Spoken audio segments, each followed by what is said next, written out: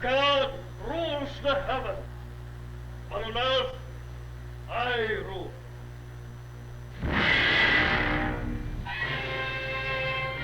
Genghis Khan.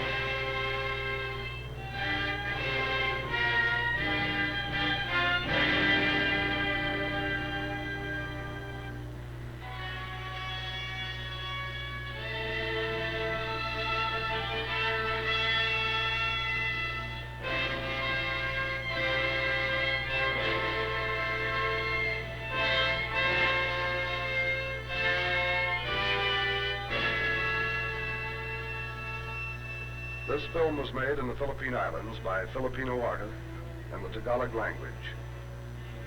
It is the simple story, not of world conquest, but of the youth of a conqueror. What we of the West might call the formative years. It is told in terms not of history, but of folk epic, of legend.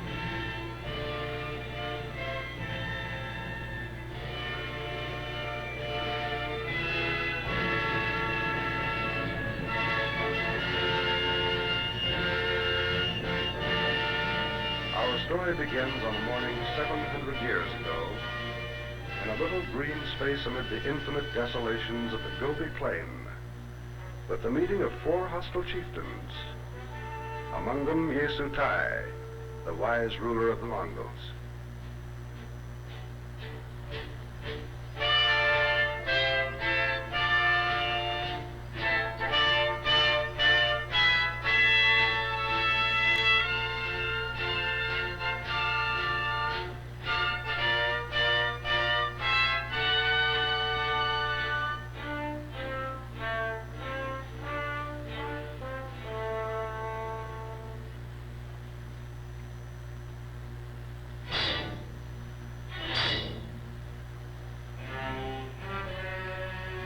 They came by invitation of Chief Borchu of the Karites.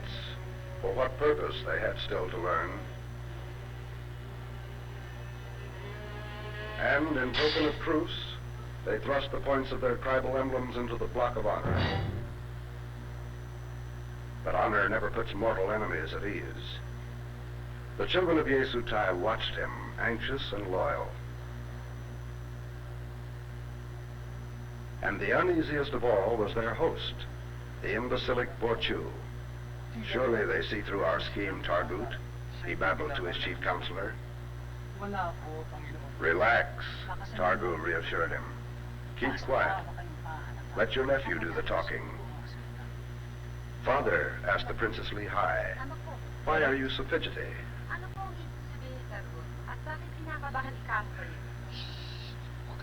Quiet, child. Don't cry. Just listen to your cousin Urgo.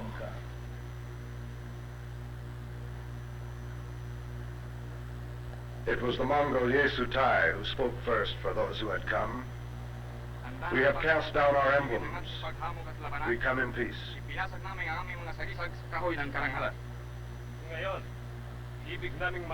Why have you invited us to come here? We demand an explanation.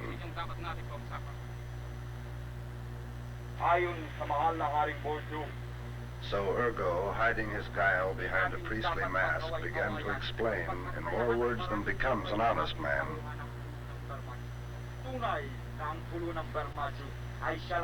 Our very lives depend upon the oasis of Bermacho.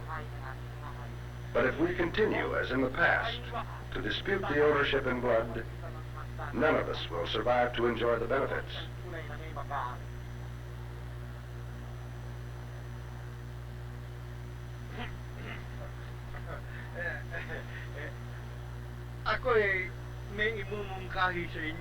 May I please make a suggestion?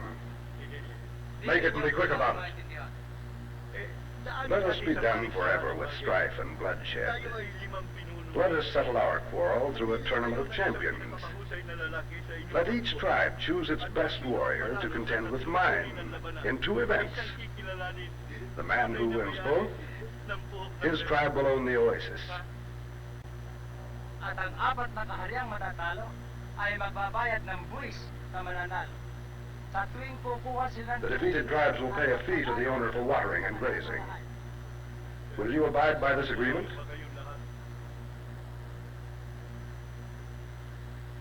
We will abide by the agreement. Kung ganon, ihanda na ninyo ang inyong pinakamahusay na lalaki. Then bring forth your champions. Let the games begin. Nakasulat po dito ang mga paglalaban.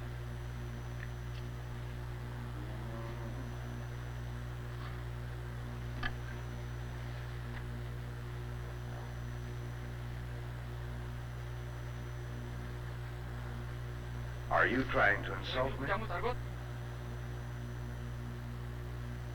Hindi po, pamahal. Insult you?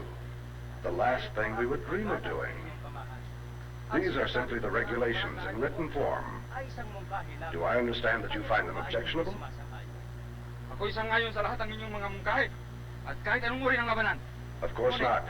Nevertheless, I consider it an insult, for you know very well I cannot read.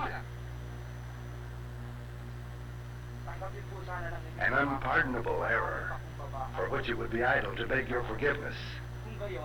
However, since we are all in agreement, let the first contest begin.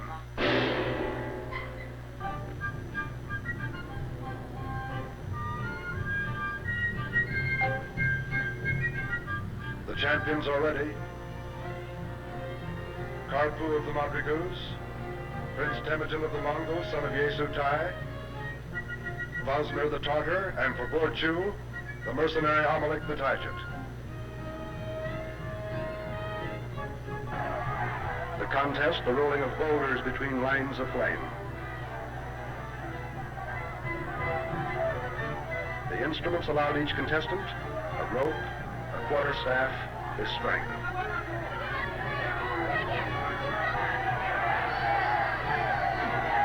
Beside his opponents, Temujin seemed almost girlish. And as luck or trickery would have it, he drew the heaviest boulder.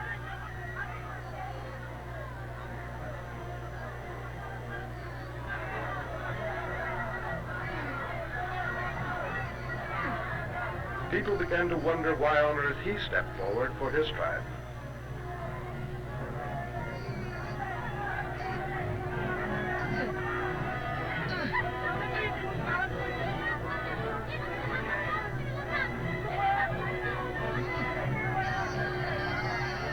And then it became obvious to everyone that he had gone out of his mind.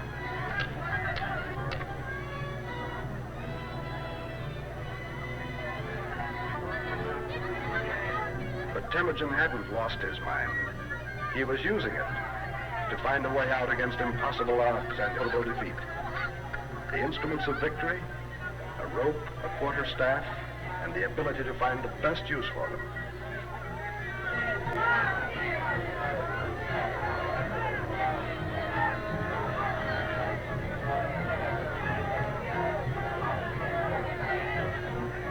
The death of force is the birth of cunning.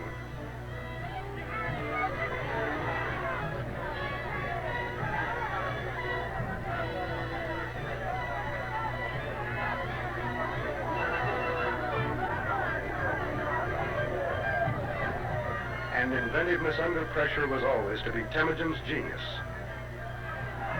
In moving heavy objects, his device is used to this day.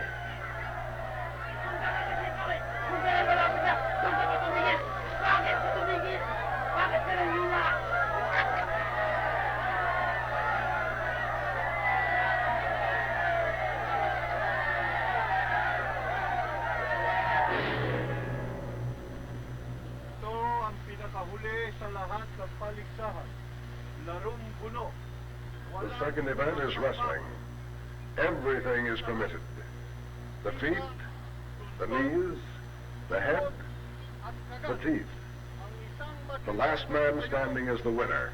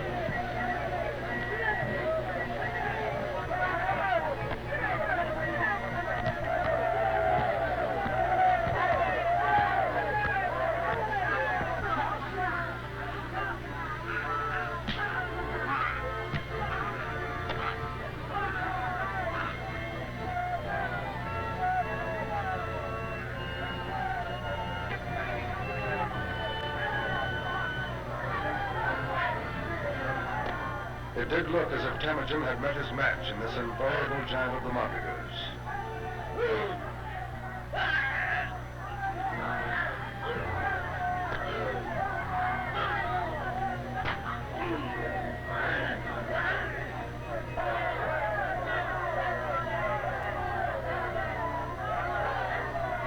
But no chain was ever forged without one weak link. And Temujin was the man to seek it out.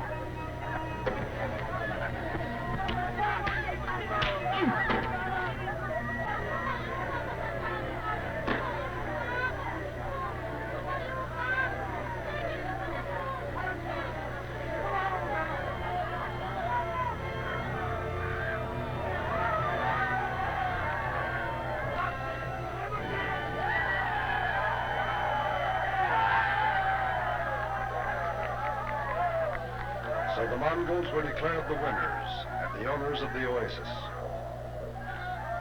And in token of goodwill, an arrow was given.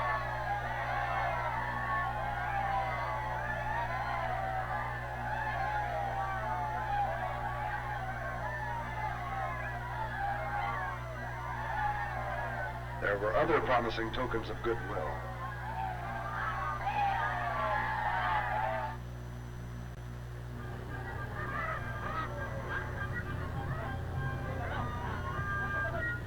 That night, the victorious Mongols feasted so expansively that even the losers were happy. The hero of the hour was so busy that it was late in the evening before the Princess Lehigh could get him to herself.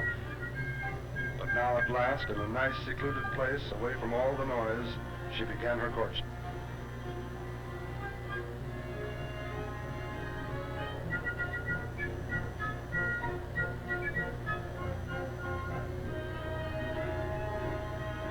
Do you know something?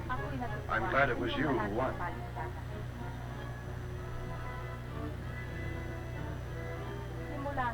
My father is awfully annoyed. He says that from now on we have to pay you some kind of tax to use the oasis. But I don't mind, because now that everybody will stop fighting, we can be friends. We are friends, aren't we?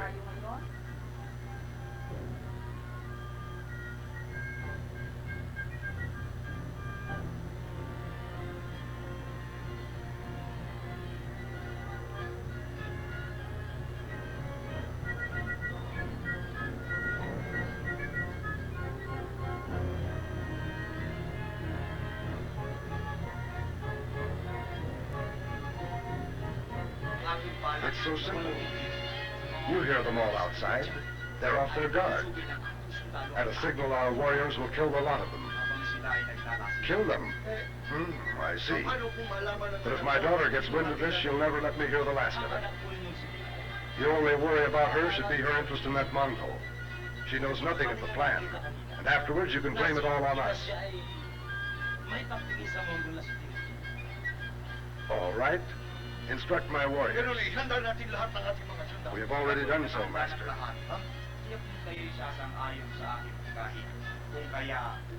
What is the signal for the massacre? The same as for a wedding, Master. 3 rockets in the sky. Rockets? What fun! How pretty. Rockets in the sky.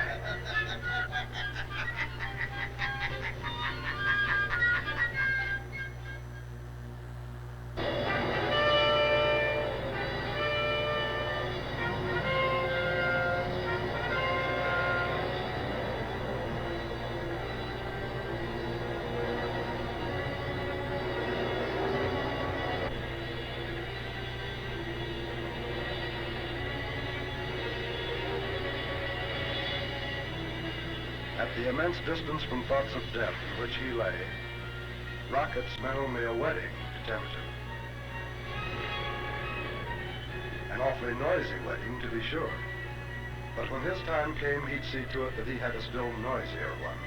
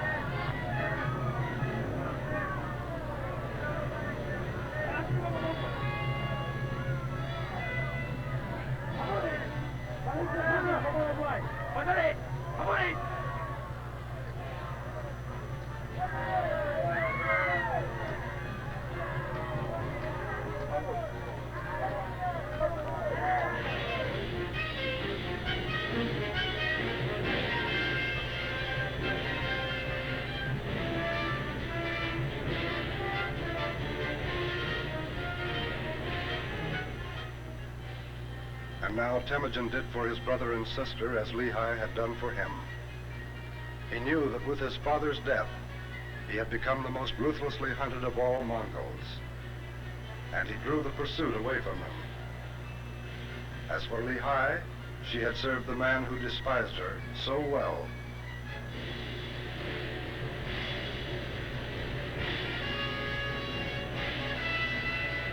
That it was far into the next day before they overtook him.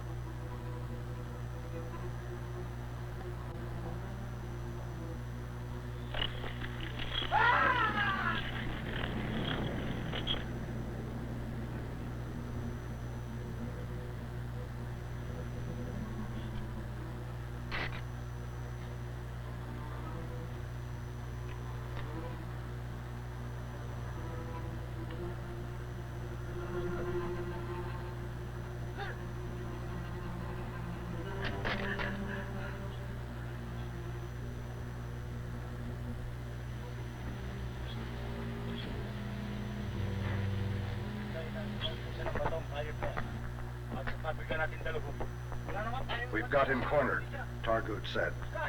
Just wait till he runs out of loose rocks. I don't think he has any weapons, but Targut couldn't have been more mistaken.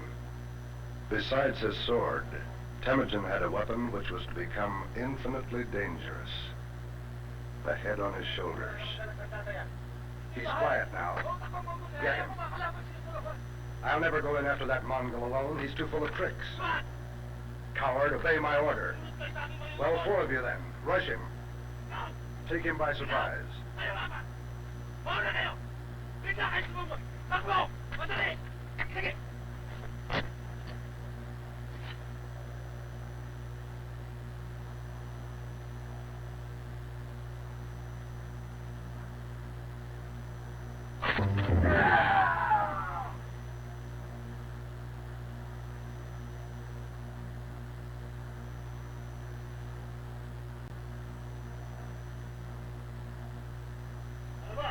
Why don't you come after me, Targut? I dare you to try it. But Targut was in no mood for taking dares. He had a much better plan.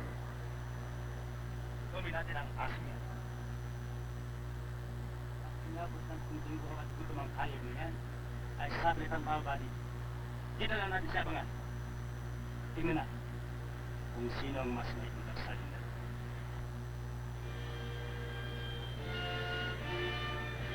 All night and all the next day, Targut did his best to undermine Temujin's endurance.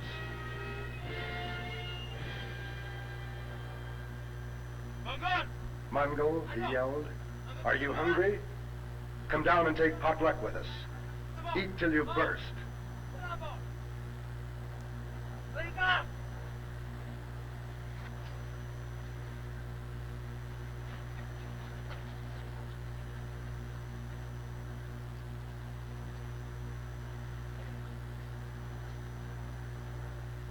Mongol, aren't you getting awfully thirsty in the hot sun? Wouldn't you like a drink of water? Come down. Drink deep. There's plenty of water down here.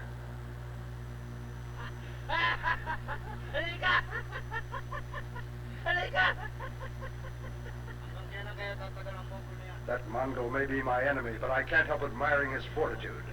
I wonder how much longer he can stand it. Don't worry, he'll come begging. He'll crawl on his belly.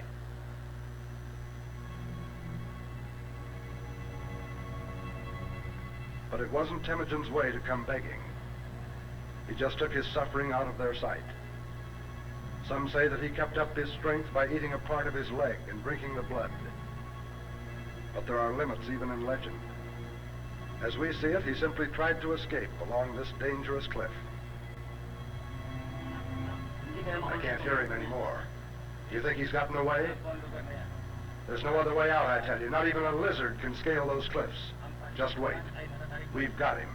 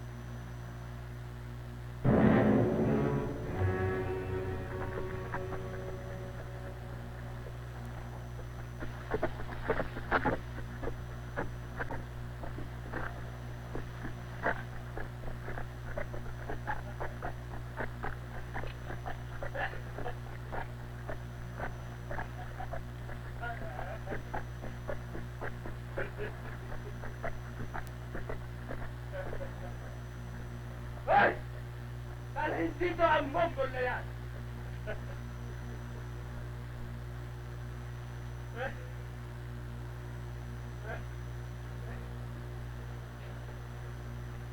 So Temujin was dragged before his captor. And now Targut spoke very proudly. Ah, Mongol, where is your valor now? And that famous cunning of yours?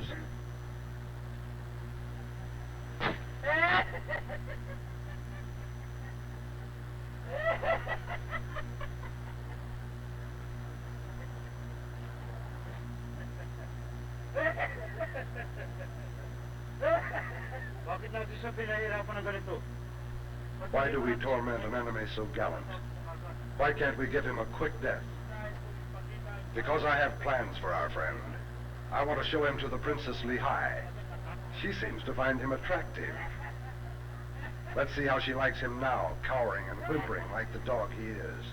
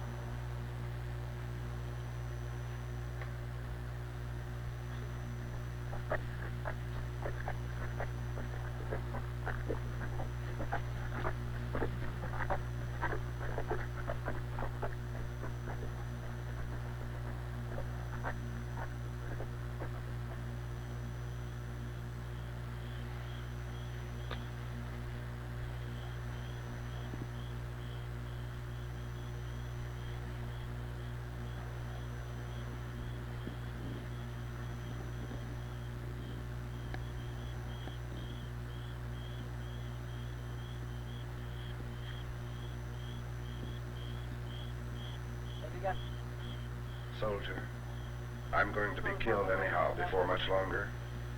Do you think you could bring a doomed man a little water? Huwag kayong mag-alala. Tulog ang mga Panginoon nyo. Hindi na nila malalaman. Bawa kayo sa akin. Sige, kainin mo.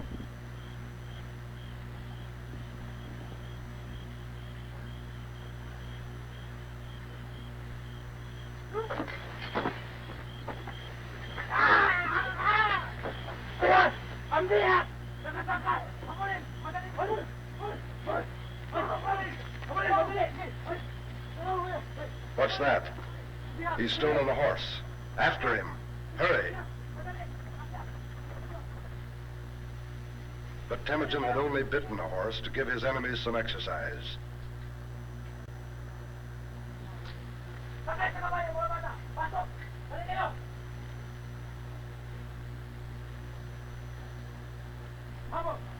And the war-wise Amalek had a shrewd idea where to look for him.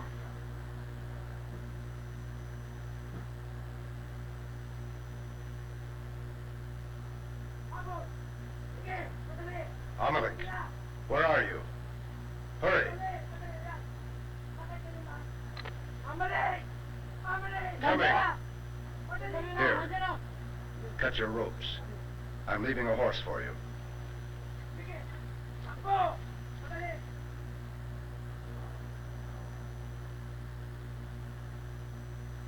Amalek. That is a name I will never forget.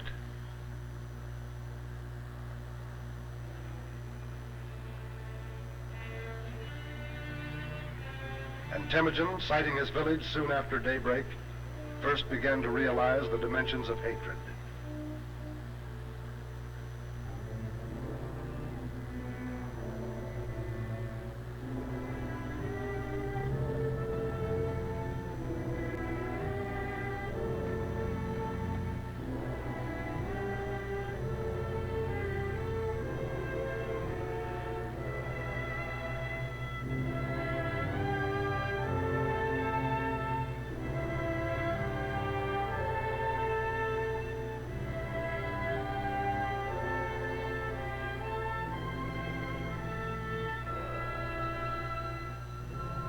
Now he could only hope that his brother and his sister had never reached home. If only his mother was safe.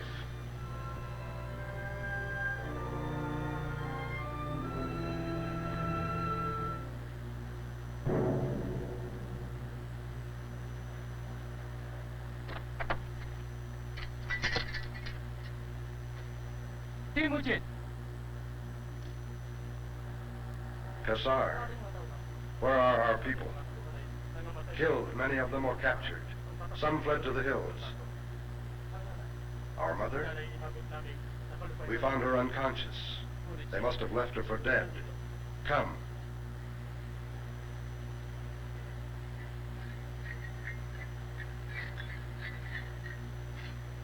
Anak ko. Huwag kang mag-alala. Our mother will be well, Temujin. Gagalingan ko. There isn't a wound on her body. Kailangan lamang ay konti na lang. The wound was our father's death, Pigeon told him. He was a great man, Temujin, valorous and just. Now you are the new Khan. May you live up to him. May you be a king without equal. Yes, a Genghis Khan, conqueror of kings, master of all men.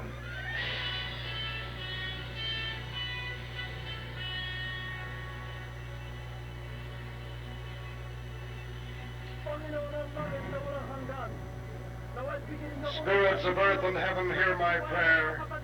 Heed thou my supplication. Endow me with strength to avenge my father and my people. Bestow upon me the wisdom to vindicate my heritage and my intention. Genghis Khan. Spirits of wind and sea, hear my prayer. Oh, hearken to the voice of my supplication. Then throughout the desolation of the Gobi, messengers sped to rally the scattered Mongols, crying, the new Khan, Genghis Khan, needs you at the Karakoram, at the place of the black sand.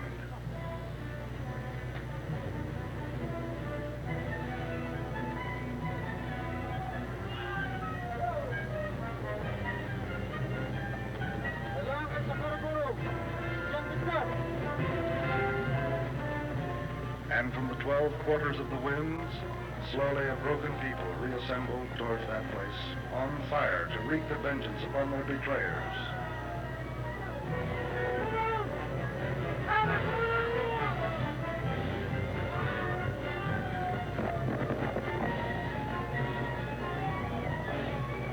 And their young king sat above them, second only to himself, those bravest men he trusted most.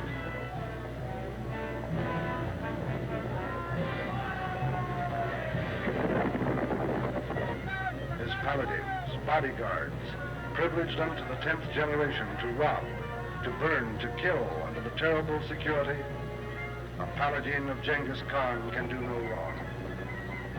Fearful as were his paladins, the young monarch was becoming a man even more to be feared. For a man who lives only for hatred can forfeit his humanity forever.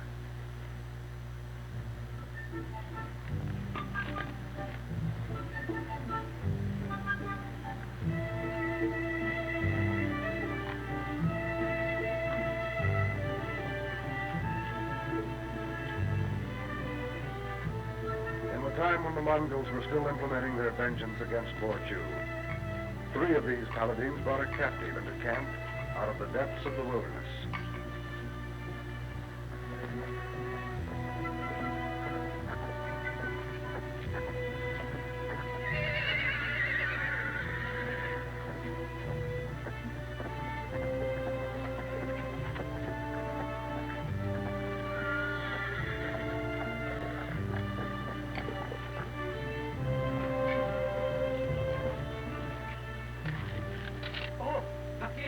Mighty Khan, this man approached us alone, asking where he might find you.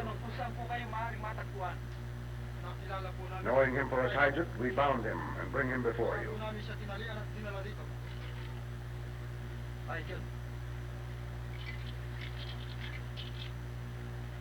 Taijik, you killed my father treacherously and you burned my village.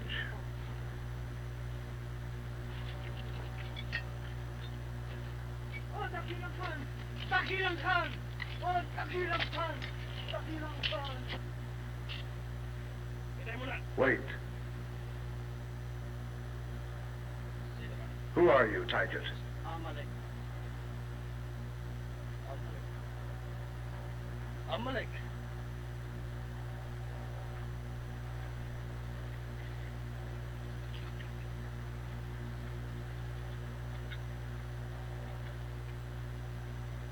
Amalek, kaibigan ko.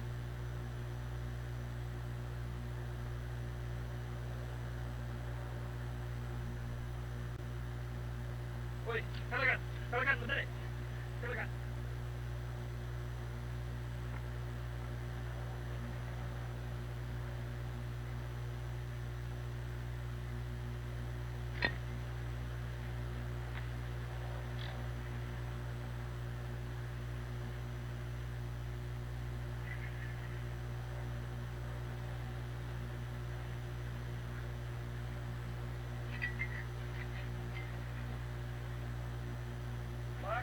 My people, Amalek, my paladin, and my blood brother.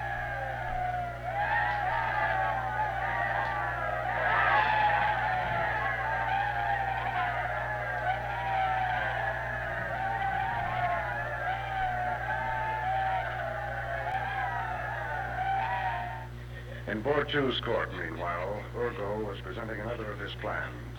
This time, it was a way to frighten the stubborn new Khan of the Mongols into submission. And every word he said, the childish Borchu repeated to his daughter, so that she would know where credit was due. Urgo's idea was to send a courier with these demands. As a vassalage fee to great King Borchu, Temujin must deliver every 7th day 100 horses, 100 head of cattle, and 100 slaves.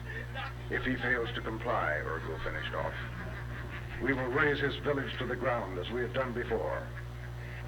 Then a guardsman brought a most unpleasant message. Highness, 3 Mongols await you. They claim they are emissaries of Genghis Khan. Urgo, Targut, what has happened? He says there is a greater Khan than me, a Genghis Khan. Fool, the one and only Genghis Khan is the sublime Borchu. Nobody else is ever to be given that name.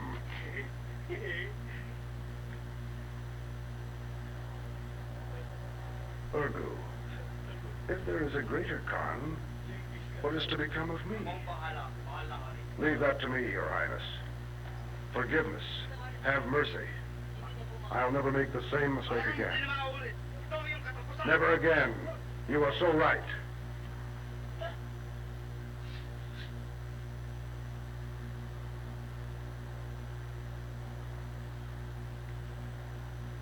Why did you do that?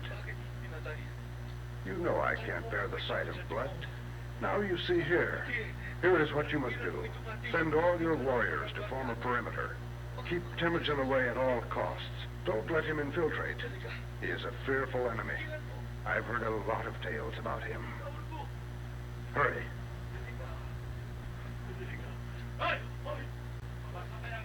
Send those dogs of Mongols in here. We'll see just what they have to say.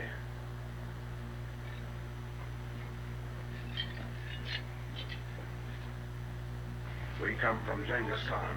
Genghis Khan. Genghis Khan. Genghis Khan. Chieftain Borchu is the one and only Genghis Khan.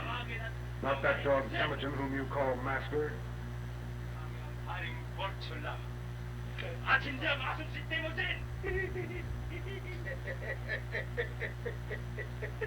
Why have you come? To pay your taxes? Taxes? That's exactly what we've come about. Exactly.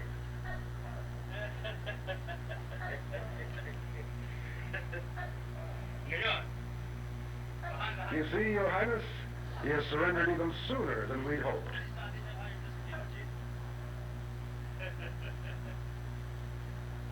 What did I tell you, Princess?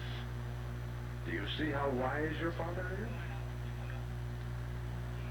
At this very moment, Temujin must be trembling with fear. Speak to me. Where is that dog you call master hiding?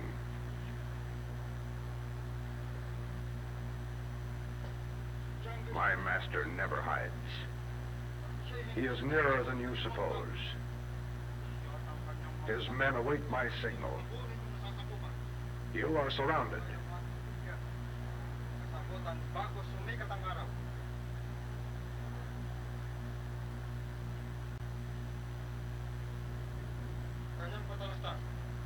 My master has sent a message for the proper reader, which torture could not find. Lend me your dagger.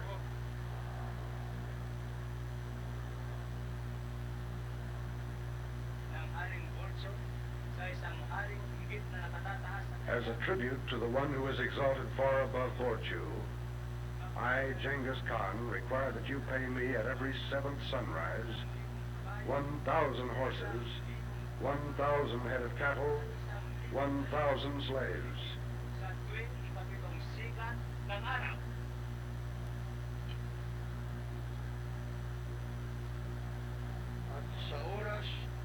fall short of my demand by so much as even one beast, I hereby engage to bring your kingdom so low into dust that not one blade of grass shall remain, to remind anyone that once upon a time virtue existed. Your reply, please. Genghis Khan must know immediately. That's my reply. And don't trouble yourself to inform your master. He wrote his message on that head. I'll send him yours. The impudence of such demands. Who does he think he is? Genghis Khan.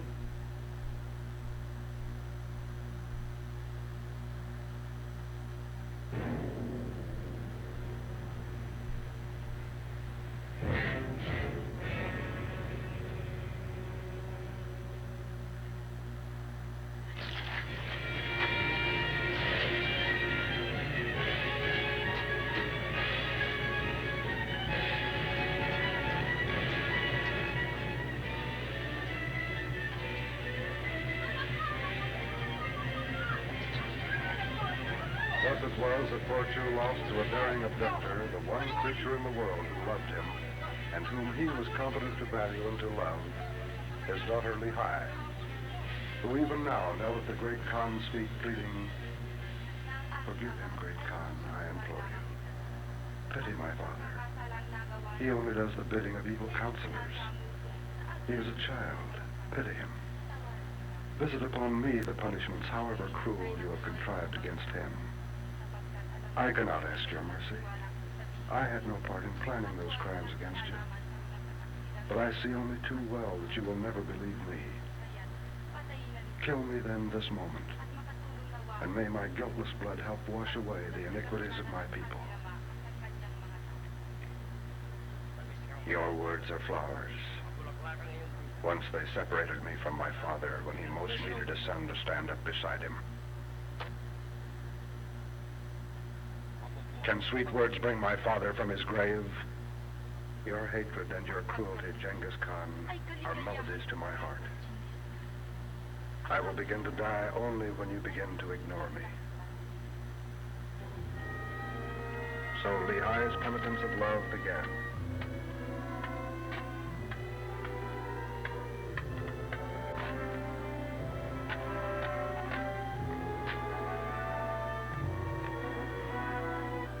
And Fijian, his sister, wiser than either, kept watching them both until she could bear it no longer.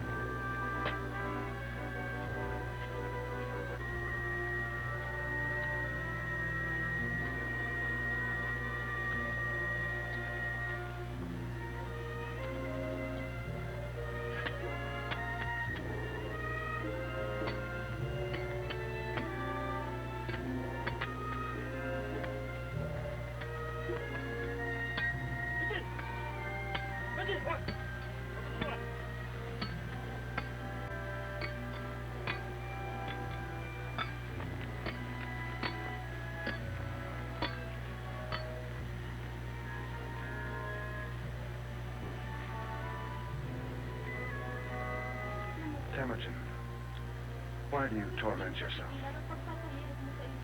Why do you pity her? Can you forget so soon that she is one of those who killed our father? How can you pity her? I pity you, my brother. You are the one who suffers every agony she endures. She needs no pity.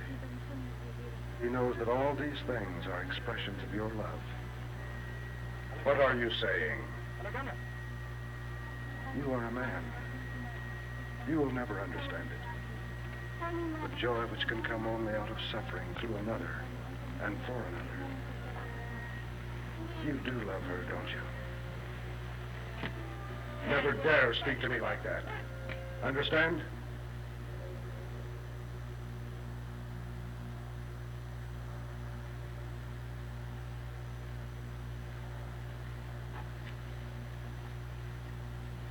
And Figen watched after him more sadly than ever before.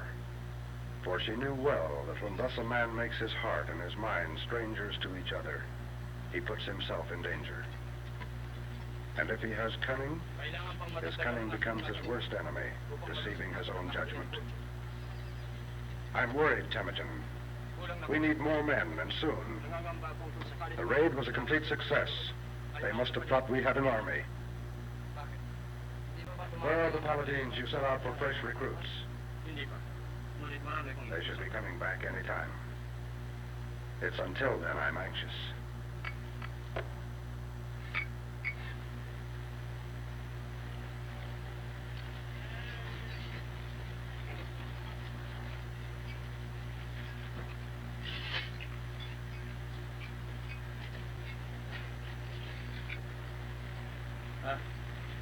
Here come a few.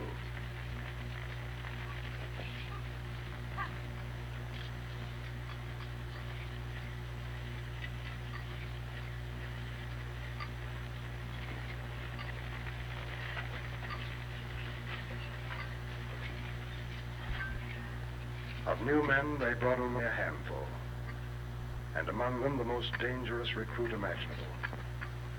A wily young man disguised as a minstrel and soothsayer. Most dangerous of all to Genghis Khan. For those who cut themselves off from humanity develop a thirst for magic.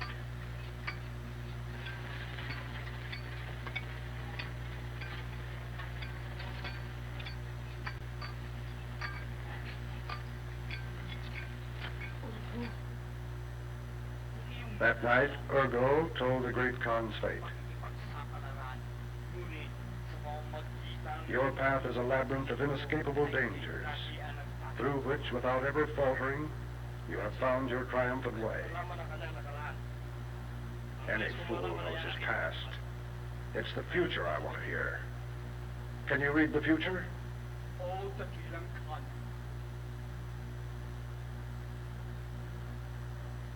I, mighty Khan, by the blinding rationality of the sun, by the blind dreaming of the moon, I am given eyes to read the illegible future. I see a conqueror astride the world. But what is this? Why do you stop? Oh, mightiest Khan, I grieve. You would kill me. Sorcerer's life is sacred. Speak.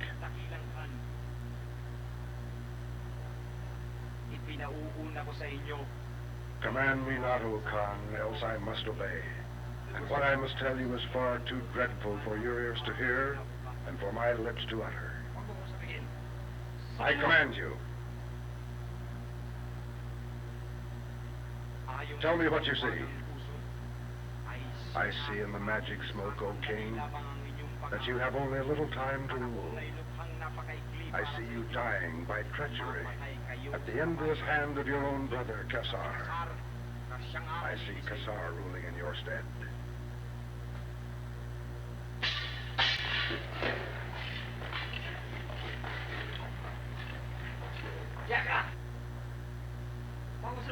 Do him no harm, lest even worse befall us.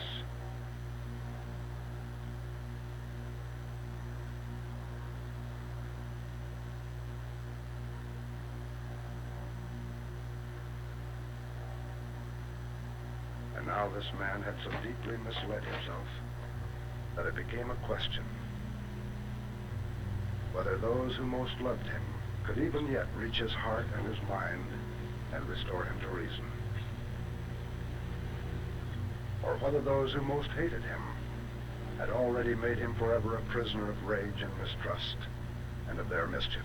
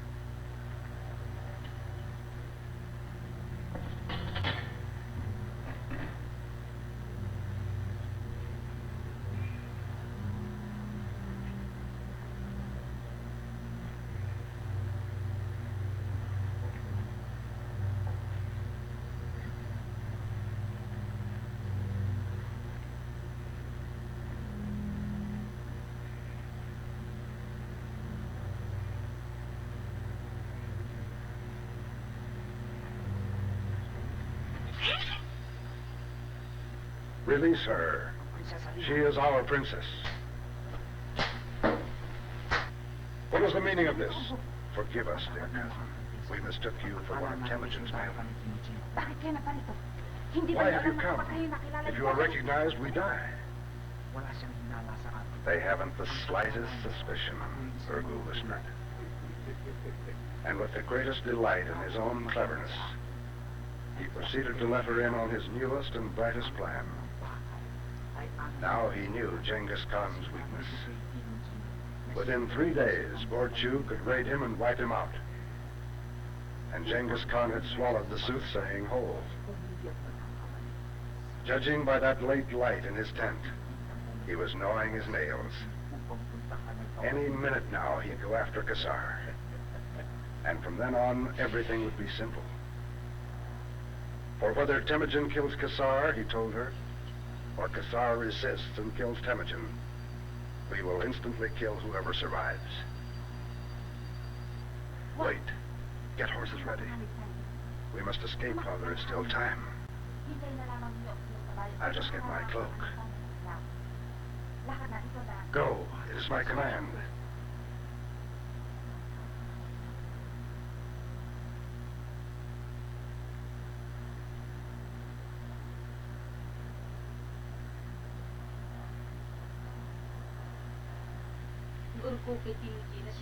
Oh, believe me and hurry. For only you can save the lives of your sons.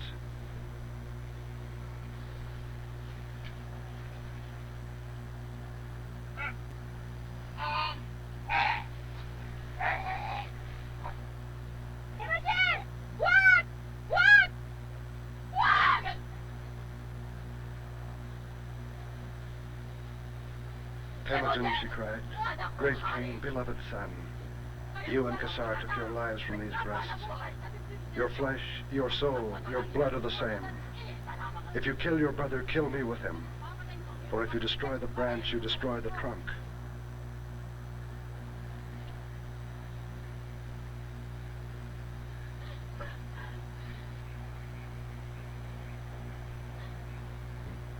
Bakit ka napadadala sa sulsul ng mga taong hindi mo nakikilala? Oh, have you lost all judgment? Why do you mistrust those who are most to be trusted? Why do you trust these strangers without even trying to find out the truth? They are spies of Borchu. Spies? Bring these minstrels before me. Too late, my son. They have gone.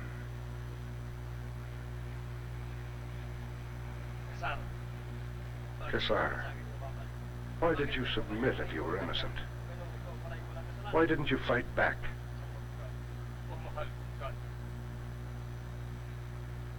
Because, dearest brother, my mind, my courage, my pride, my very life and soul, they are yours. They are you. All I know is that I only exist to serve you, protect you, die for you if you are in danger. So if you want to see me dead, why should I disagree?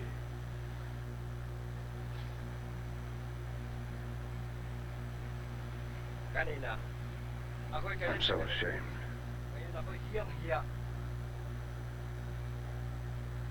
Set my brother free. Mother, how did you know all this? May isang kaluluwang higit ang pagmamalasakit sa iyo kaysa kanyang sariling buhay. Si Lihay.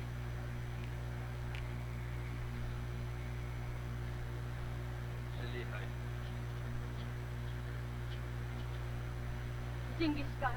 Because there is one who values your safety beyond her life. Lihai. Oh, my son, go after her while there is yet time. She commanded the spies to leave and went with them in order to save your life. She betrayed her own kingdom for love of you. Save her, my son.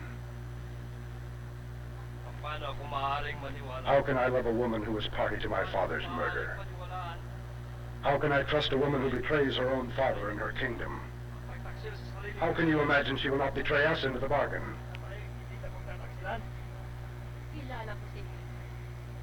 I know Lihai, my son. She'll die for you if need be. sa buong desierto ng gawin. Ang pagtataksil sa sarili. You know the penalty for treason. Lehigh is going to die for saving my life and yours. Stay here if you like. I'd rather risk my life to save hers. And I'm going to. Kassar, wait. Paladins, to your horses. By twilight tomorrow, find all you can of those we sent after recruits. We can look no further. We meet next morning along Borchu's northern frontier.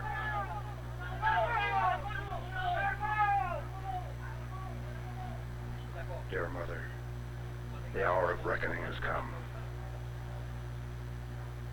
The hour of reckoning.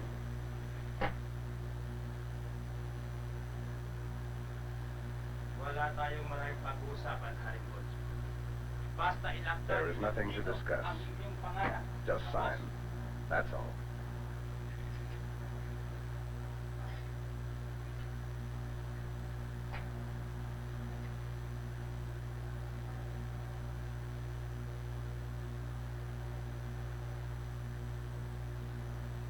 Ang ibig sabihin ng lahat ng nakasulat dito, Targut, ay isinasaling ko kapangyarihan, ari-arian, at karapatan bilang isang hari ng But what you have written here means that I am transferring to you all prerogatives, rights, powers, and properties which belong to me as chief of the Karites.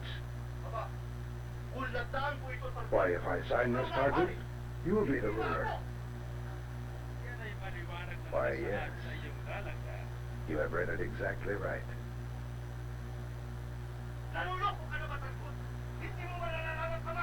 Have you gone mad? Don't you realize that death is the penalty for treason? Indeed I do. That is why I implore you, dear sir, to sign that document. To refuse is treason against your ruler. But I'm the ruler. I am. Don't you understand?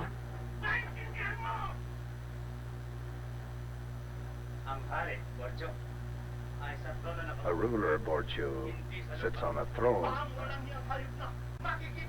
Insolent fool. You'll see. Guards. Guards. Arrest that man. Feed his liver to the dogs. We'll see who's master. Ngayon, makikita mo.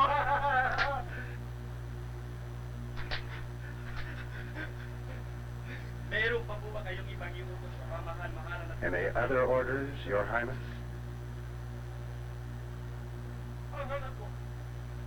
Lehigh, my daughter, my little girl. She'll avenge me. Just you wait. She'll see to you.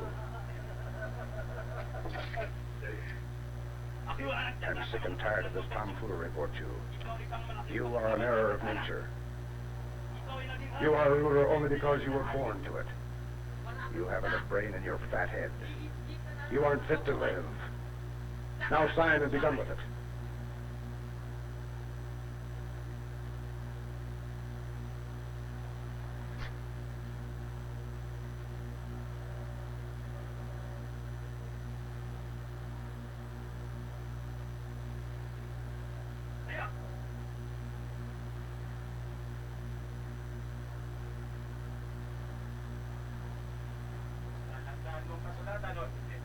Will you sign or will you not? You have told me yourself, Targut, that I have no brains. It's true. Everything I've done, as long as I can remember, was somebody else's idea. Your stratagems. Urgu's tactics.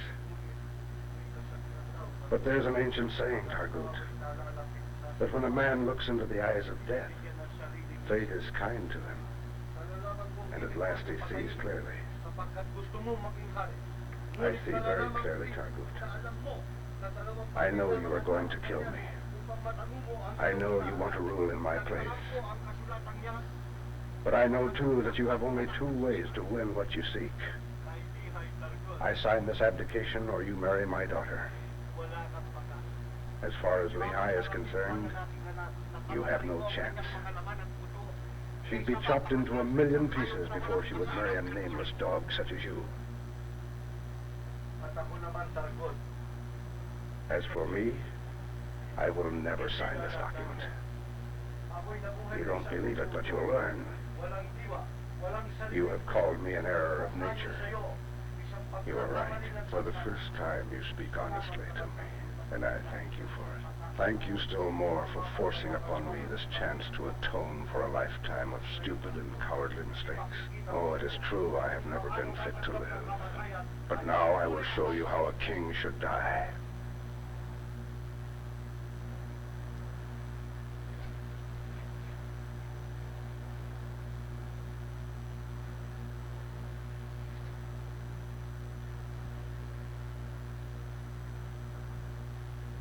What are you waiting for, Targut?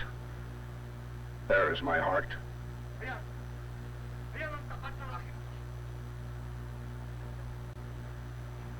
No, Borcho. It isn't going to be so easy as all that. Before I finish with you, you'll scream for death 1,000,000 times. And bit by bit, in a remote and savage place called the Hill of the Hawks, Borchu began to pay for his moment of bravery.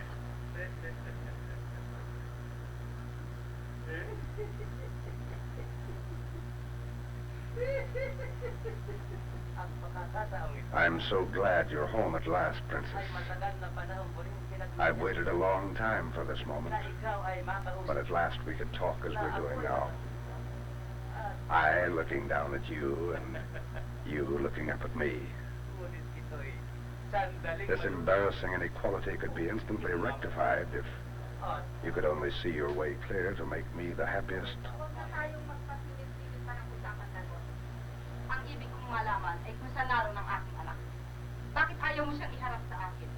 Let's not waste words, Targut. Where is my father? Why won't you let me talk to him? Why have the guards been changed? What are you doing on the throne? Come down from there, or I promise you, you'll be sorry.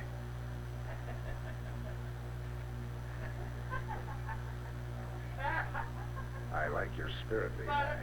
It becomes you. It becomes a queen.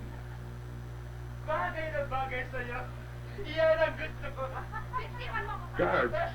Soldiers! Arrest this cur!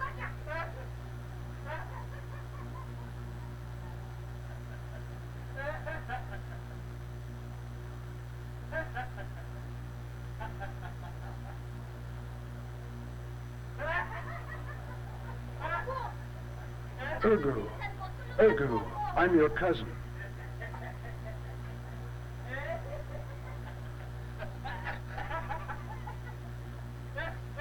I have something very important to say to you, my dear, and I'll thank you not to interrupt me. As you see, you only make trouble for others. Unless you become my Queen Lehigh, I cannot possibly become king. Remember, 2 lives depend upon your decision. Your father's and your own.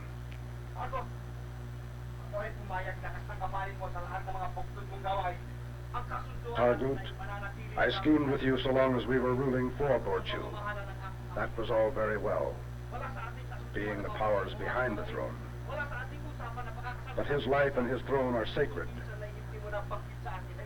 You never told me you plotted against them or planned to marry my cousin. I demand that you apologize to her and set my uncle free.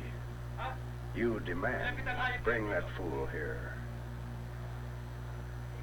You'd better learn the proper method of addressing a king.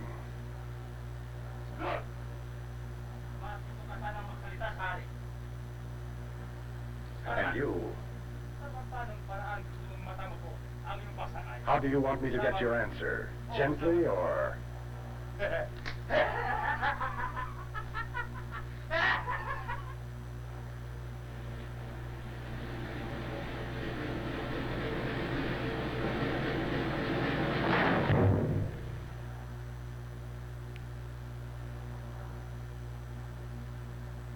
Nakakakikilabot. Ano, hindi ba? Horrible, isn't it? Naisip mo ba kung ano mangyayari? Can you imagine it? If that wood were living flesh? Napakadaling iwan. Such a horrible death can easily be avoided, Princess. All I ask is your consent to marry me. Pumapayag kang pakasal sa akin. Totoo ngang nakalalagim ang ganung kamatayan. Yes, it's really a horrible way to die, Targut. But as the only way out of marrying you, it's a pleasure. Very well. Ergu, whip the horses. Order your men to shoot me, Targut. Wait. Wait for my signal. Now I'll give you your last chance, Princess Lehigh, to save your father's life, and yours and your cousin Ergo's. For the last time, will you accept me as your husband? It's very simple. Choose me or death. Death, no matter how hideous, Targut, is beautiful compared with your face.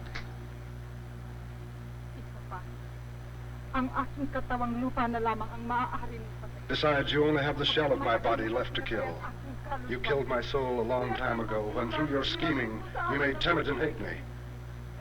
Ergu, whip the horses. Let yours be the hands which give me the contentment and peace of death, and receive my everlasting gratitude. Raise your arrows. I'll count 3. Unless Ergu has whipped the horses on my third count, kill him.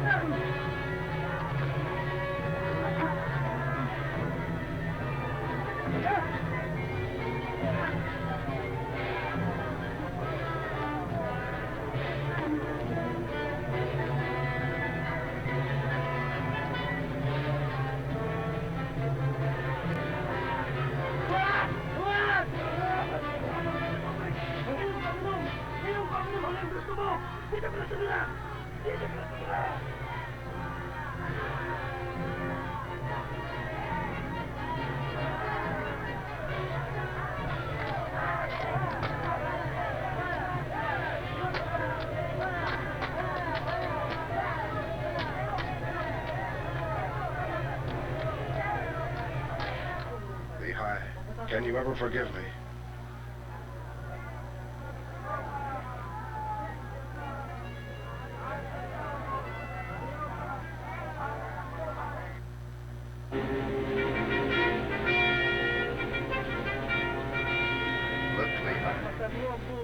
As far as the eye can see. The day will come when I'll conquer all who live there and make them your slaves. Thank you, my master. But I am content to be the slave of your heart. No. It is written in the stars that the day will come when I'll tie a string around the world and lead it to your feet. And the day came when Genghis Khan fulfilled his promise to his beloved. He became quite literally the conqueror of kings, the master of all men. And as far as the eye could see and far beyond, he drowned the world in blood and tears. The time came when, but that, my friend,